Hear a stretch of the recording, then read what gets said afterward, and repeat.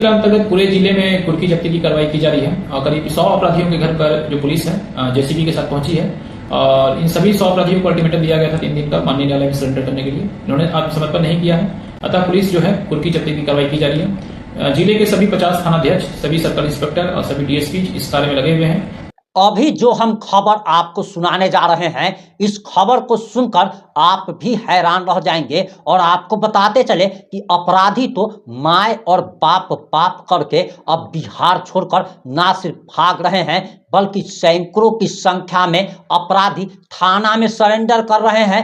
50 थाना की पुलिस लेकर हजारों फोर्स के साथ एसपी जब 100 से ज्यादा बुलडोजर लेकर सड़कों पर निकलते हैं और इसके बाद एक साथ 100 से ज्यादा अपराधियों के घरों पर बुलडोजर चलाया जाता है, कुर्की जब्ती की कार्रवाई होती है और हजारों की संख्या में पुलिस फोर्स को देखकर आम इंसान भी डर जाता है कि आखिर हुआ क्या है। और आपको बताते चले कि मोतिहारी एसपी के इस एक्शन के बाद तो बवाल मच गया है और मोतिहारी एसपी जो कि पहले गोपालगंज के भी एसपी रह चुके हैं और गोपालगंज से उन्होंने अपराध का खात्मा कर दिया था। इस एसपी का नाम सुनकर ही अपराधी पैंट में पेशाब कर देते हैं, थर थर कांपने लगते हैं। और एक मोतिहारी एसपी स्वर्ण प्रभात जब 50 थाना की पुलिस लेकर हजारों की संख्या में पुलिस फोर्स के साथ और 100 से ज्यादा बुलडोजर के साथ जब सड़कों पर निकलते हैं तब तो बवाल मच जाता है। और आखिर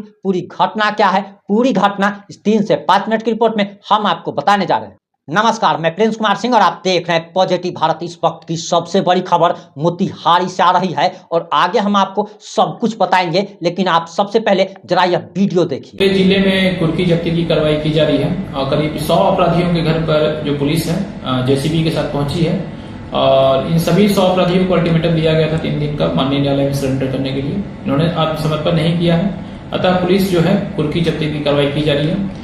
जिले के सभी 50 थानाध्यक्ष, सभी सर्कल इंस्पेक्टर और सभी डीएसपी इस कार्य में लगे हुए हैं और कुर्की के क्रम में ही करीब 10 से 12 अपराधियों ने सरेंडर भी किया है और जिन लोगों ने अभी भी सरेंडर नहीं किया है उनके घर तोड़े जा रहे हैं। और अपराधियों को यह सख्त संदेश दिया जा रहा है जिला पुलिस के द्वारा कि कानून का पालन करें और अपराध किए जाने पर पुलिस सिर्फ जेल भेजने और सजा दिलाने का काम ही नहीं करेगी, बल्कि अपराध से जनित जितनी संपत्ति अर्जित की गई है वो सारी संपत्ति जब्त की जाएगी और उनके घर की कुर्की जब्ती भी की जाएगी। आपने मोतिहारी एसपी का बयान सुन लिया होगा कि किस तरीके से उन्होंने कहा कि 50 थाना के थानाध्यक्ष और सारे पुलिस फोर्स के साथ जब 100 की संख्या में बुलडोजर लेकर निकला जाता है। और इससे पहले की कहानी आप जरा जान लीजिए, तब आप कड़ी से कड़ी जोड़ पाएंगे। आपको बताते चले कि जैसे ही मोतिहारी एसपी के पद पर स्वर्ण प्रभात ज्वाइन करते हैं, इसके बाद तो अपराधियों में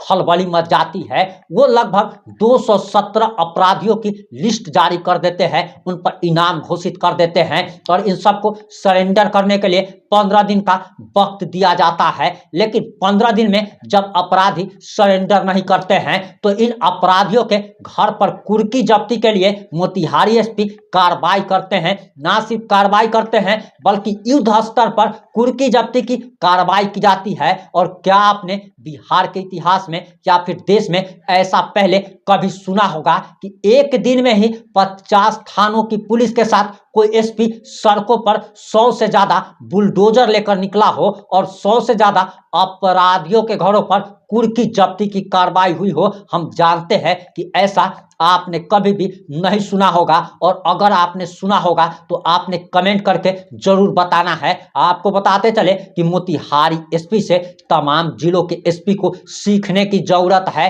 मोतिहारी एसपी के इस एक्शन के बाद तो अब अपराधी अब थाना में आकर सरेंडर करने लगे हैं, कोर्ट में आकर सरेंडर करने लगे हैं। अपराधियों में कोहराम मच गया है।